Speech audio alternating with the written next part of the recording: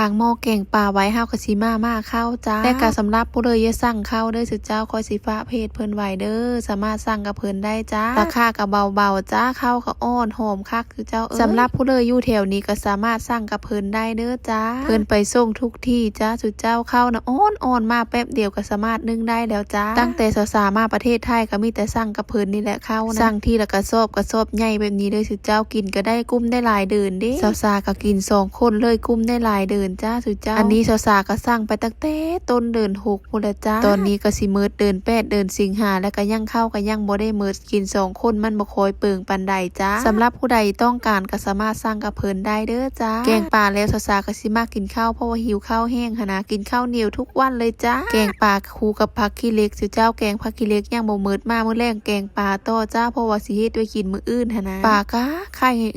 งามสุดเจ้าไข่บักใหญ่เลยจ้าโพงบักใหญ่สาวๆก็กินก็รู้สึกมันและมีสิ่งหนึ่งที่สะดุดตาสาวๆนั้นก็คือของมันนะรู้สึกคิดฮอดอีแม่เพราะอีแม่มากนะพอแต่ย่ำเข้าไป